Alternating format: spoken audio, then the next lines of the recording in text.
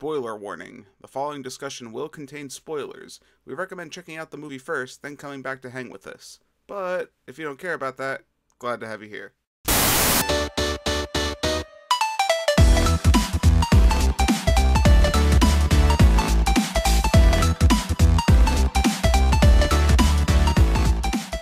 Alright everybody, welcome back to another episode of The Real Review. My name's Kevin. And I'm John. And we are your real movie guys. It's March, so that can only mean one thing. Real March Madness.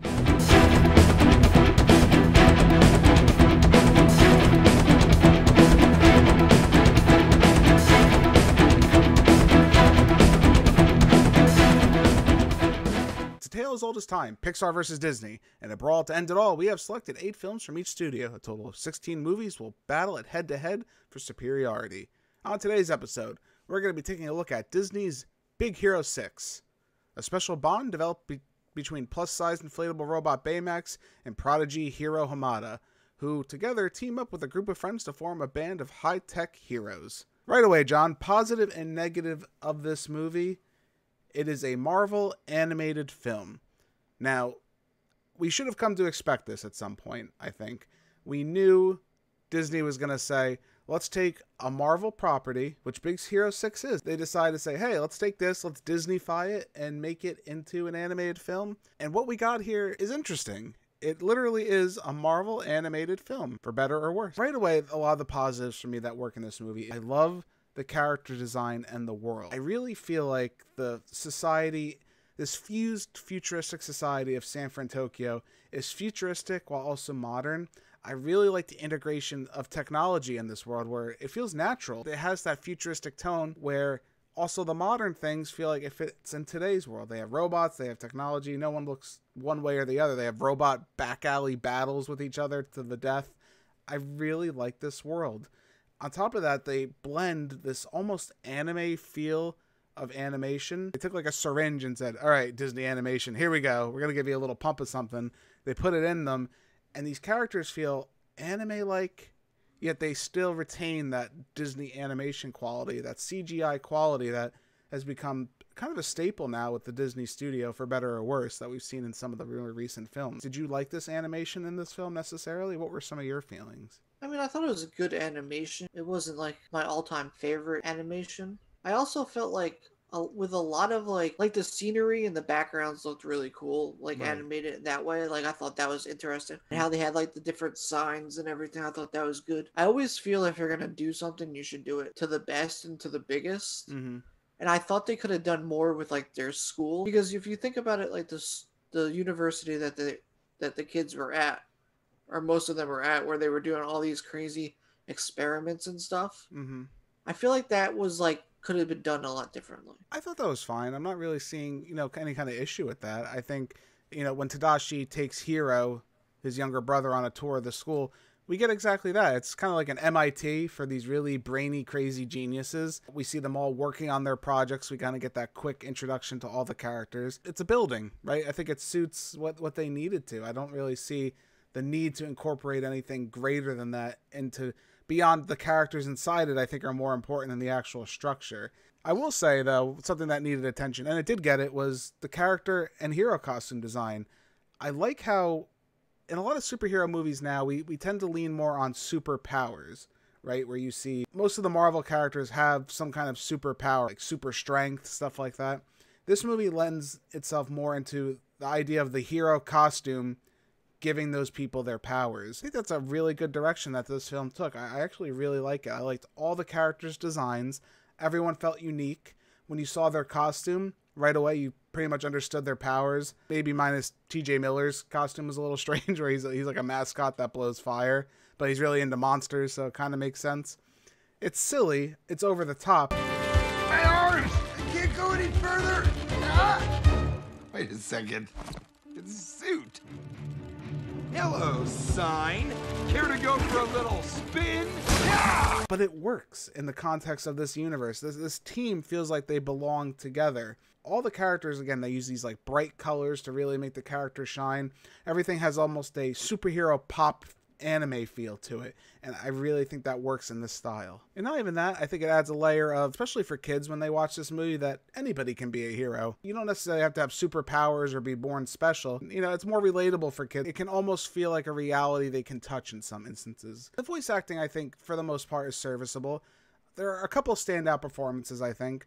Scott Adsit as Baymax, the deadpan Baymax with his emotions. I really appreciate all his lines he gives in this film. You have fallen. You think? Ow. On a scale of 1. Ow. On a scale. On a scale. No. On a scale of 1 to 10. On a scale of 1 to 10, how would you rate your pain? 0.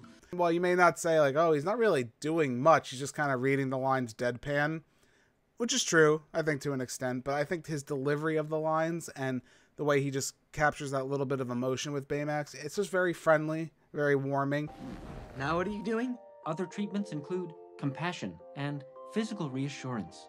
I'm okay, really. You will be all right. There. I think he was a good choice for the Baymax voice in this film. I don't know. He's like one of the people like you would want around you. Like, well, I think whether that you're adds happy, to, sad. Well, that he's adds just to his there. whole character, right? Where they talk about how he's the healthcare provider, right? He goes in and is like, oh, whenever someone gets an injury, he goes, how can I help you? And he goes to check on them and everything. That activates his whole thing at the beginning of this film. So he has a very just warm feeling about him, which works to make him as a healthcare robot, but also makes him to work as a hero really well too, because you feel that warmth coming off this ironically bland-faced character. You are my patient. Baymax, Your health is my only concern. stop! No, I'm gonna figure out. Are you satisfied with your care? No, there's gotta be another way. I'm not gonna leave you here. I'll think of something. There is no time. Are you satisfied with your care? Please, no. I can't lose you two. Hiro, I will always be with you. Ryan Potter, who did Hero, did a really good job portraying like the young protagonist. The only other ones, I mean, you had Damon Wayans Jr., who played Wasabi. Damon Wayans Jr., he's always reliable playing that goofy kind of straight man character getting into a situation. I thought he did fine.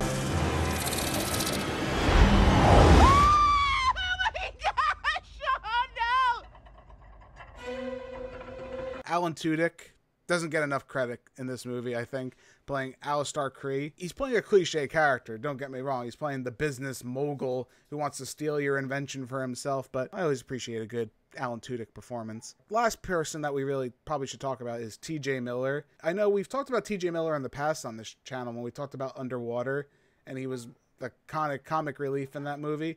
What did you think of TJ Miller in this film as Fred? How did you feel about his character? I felt like he was okay. Like, I didn't feel like kind of fit in, but then he did fit in. His introduction's even really funny in this movie. It's like they're all going around talking about everyone in their science project. Who's Fred? This guy right here.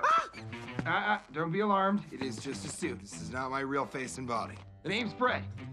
School mascot by day, but by night, I am also a school mascot. Even the reveal with his character, I won't even say it's necessarily his acting, just the way they chose to include this character in the movie. You find out he's super crazy rich at one point, and then that leads to the whole, like, them being able to do what they want and get the costumes. It just makes, like, these crazy lines, like, But maybe don't leave your team stranded on a spooky island next time.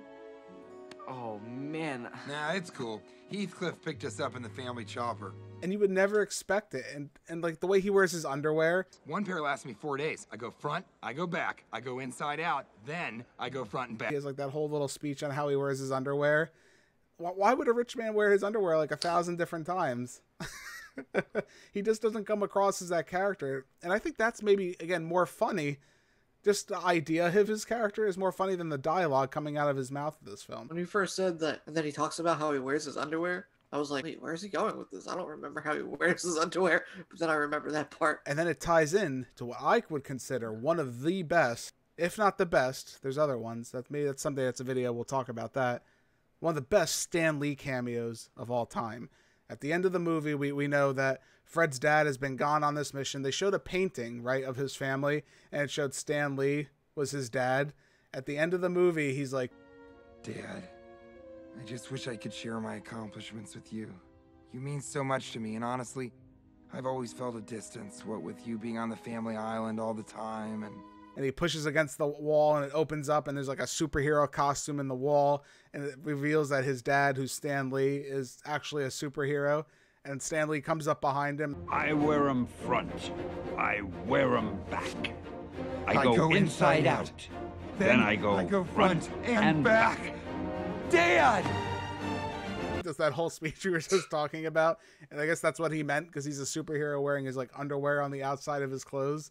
And then they just have this big embrace at the movie, and I'm like, damn, Stan Lee, you nailed it with that cameo. I did not expect that at the end of this movie. Stan Lee's the man. Stan the man. Rest in peace, my friend. Last thing I really want to talk about, and this is something a little bit of a downer. I hate to go into it, but this movie attempts of tackling depression and emotional damage. I feel like these kind of things are taboo almost in animated films. We always talk about the physical damage someone has, right? Where someone gets an injury or can't fight or do something anymore. We never delve deep into what people go through with depression. I see no evidence of physical injury. It's a different kind of hurt. You are my patient. I would like to help. You can't fix this one, buddy. Hiro, we see, loses his brother Takashi very early in the film. And throughout it, you know, he's dealing with that pain. There's a couple key scenes where we really see it. The first one's when his aunt is trying to give him food and like he's not eating, he's besides himself. He really can't come to terms with anything. Tadashi is here. No. People keep saying he's not really gone, as long as we remember him. It still hurts. Towards the end of the movie, after he has like this freak out on the villain, where he almost like kills the villain and he's trying to like just cleanse that empty hole inside himself. You have Baymax go to him. Hiro's working on him, and he says to him like, "Is this what Tadashi wanted? It doesn't matter. Tadashi programmed me to aid in..." Tadashi's gone!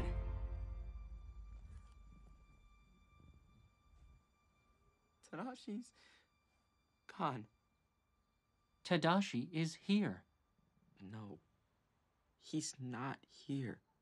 Baymax opens up his chest, and there's a video of Tadashi putting Baymax together for the first time, and he's going through all the steps of where he failed. Like he almost gets it to work, and then something happens, like he breaks, like his arm like flies off at the screen. He has like all these crazy things happen, and at the end you just see his sheer happiness that he made Baymax, and he left like a piece of himself almost with this character. And I think it really hit like an emotional beat for me in this movie. That really worked more than anything else they were trying to do. Just seeing Hiro hug the screen of his brother on Baymax, this big poofy comfort guy, it really just solidifies, you know, how damaging like depression and emotional damage can be. And especially to see Disney try to tackle that with, you know, a younger audience. I wouldn't say they're going like ham-fisted, heavy deep, like depression's important, we need to know all about it and speak out. They're coasting on it, and I think they're opening a discussion where maybe a kid who saw this movie to some extent would be like, you know, I can kind of relate to that pain in some way. Great message. You know, I think an understated message in a movie where we go into some other downers in this film, which are the negatives. This movie tried a little too much at times with its story.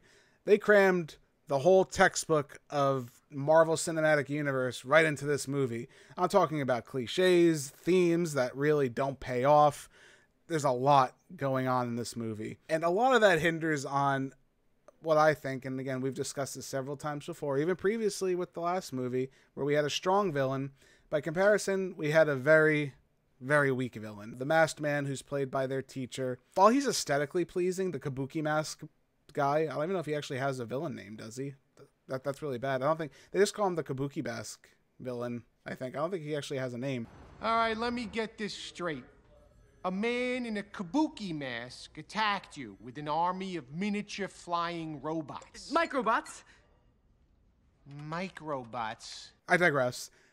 He looks really cool. He's got the cool, like, black jacket aesthetic. He's got that mask with the color that pops. He's got the little microbots that can turn into anything and have them flying in the sky, shooting down, attacking the heroes. It all looks fine and dandy.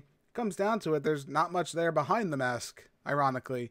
We just find this cliche subplot where their teacher, he lost his daughter in this black hole universe thing, and he wants revenge, and he will kill anybody to get in his way.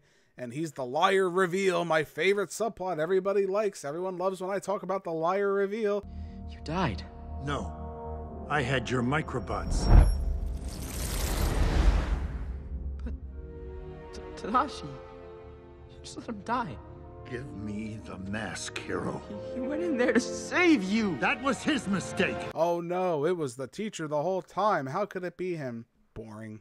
Sorry guys, you didn't do much for me with this villain. It doesn't work for me. This motivation doesn't work for me. Villain doesn't work for me. He's aesthetically pleasing, but I need some substance. You're taking, again, one of the worst things I think are from the Marvel Cinematic Universe, and you're putting it into this movie. But not just the villain. You literally have Doomsday device shooting into the sky. Big laser in the sky. We have big portal in the sky sucking everything up. These are the bad things that are in Marvel movies, and this movie easily feeds into that. Then we have the side characters. While I complimented a lot of the design of the side characters, I do like their whole shtick where they have their different powers and stuff from the suits that they have. Unfortunately, they don't get much shine beyond, just showcasing what they can do as far as combat talents. They're very one-dimensional all around. Pretty much, I like to equate their design to, what's quirky about you? Let's design a character about it. What's your quirk? Character. That's your character.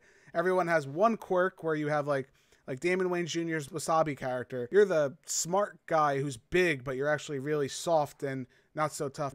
Go-Go, you're going to be the tough girl of the group who doesn't put up with any nonsense. Fred, you're the funny guy. Honey Lemon, you're just that quirky fun girl who's like an airhead, but you got a heart of gold. They're literally walking cliches. I would have liked a little more. Again, it's one of those things, I know it's Hiro's journey with Baymax, but if you're going to have side characters, at least give me a little something with them. It wouldn't hurt. So I think we're at that point where we're going to give our final score.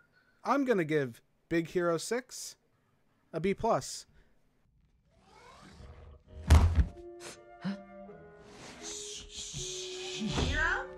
For better or worse, like I started this video, it's a Marvel animated film. It captures all the good things about Marvel and all the bad things about Marvel and puts it into an animated ball for you. I do like a lot of the character designs. I do think the characters are endearing. I wouldn't mind a sequel. That's something we don't really talk about, is where, would you like a sequel to a movie? This one I would. I think I'd like to see a sequel to see how these characters grow as a team and become even stronger. It hits emotional beats for me. It does work in some instances. Unfortunately, though, those Marvel trappings that it found itself stuck in the mud with are just a little too strong for me to overcome to become at least an A-quality movie. I did have a really good time, though, overall with this movie. Stan Lee cameo. Again, one of the best I could think in movies. Baymax, I really enjoy. I think it's a fun time. Just don't go in expecting anything you've seen from maybe the run-of-the-mill typical Marvel movie. John, where do you stand with this film? I give this film a B+. It's like spooning a warm marshmallow. It's so nice. Oh, yeah. Oh, it's toasty. Good robot. The overall movie was good. It wasn't, as you were saying, like an A-quality movie, but it's definitely a really good movie. Definitely one people should check out. It has a lot of good things to it, though it has a lot of like the same old Marvel material. And I feel like they even do a decent job with like characters and stuff. So I feel like it's a good movie. It's so unfortunate for me because I really want to be like, this movie's really amazing. I want it to be that amazing, but it just can't be for me because, again, because of that Marvel shenanigans. I feel like they're trying to get away from that maybe with some of the more recent Marvel products. I think they're starting to maybe realize, hey, our formula is kind of dried up. We need to refresh it a little bit. That's what I can hope. But again, it's going to be interesting, like I said last video when we talked about The Incredibles. I want to see how these two stack against each other. Something like this that's more modern, and then you have The Incredibles, which predates the whole Marvel formula and the superhero genre. I can't wait to see these two go head-to-head. John, where do you stand with this film? Well, you can find us on YouTube at The Real Movie Guys on YouTube. Like our channel, subscribe. Let us know what you thought about this film, or what do you think about it coming up against The Incredibles. You can also let us know over on Twitter at The Real Movie Guy on Twitter. Follow us over there. Tweet out your opinion to us. Let us know what you're thinking about this. You can also listen to us and follow us on Instagram, and you can listen to us on many podcasting platforms such as... Yes, for your listening pleasure, we are also available in podcast format: iTunes, Spotify, Anchor, Google Podcast, Overcast, Breaker, Radio Public, and Pocket Casts. Be sure to give us a listen at any of those fine places. If you already are right now, hey, greatly appreciate it. Just search Real Movie Guys. We should pop right up. Thank you again all so much for joining us for this episode of The Real Review. My name's Kevin. That guy over there, he's John. We are your Real Movie Guys. Real guys, real movies, real thoughts. The battle rages on as Real March Madness, Disney versus Pixar continues. We'll catch you next time.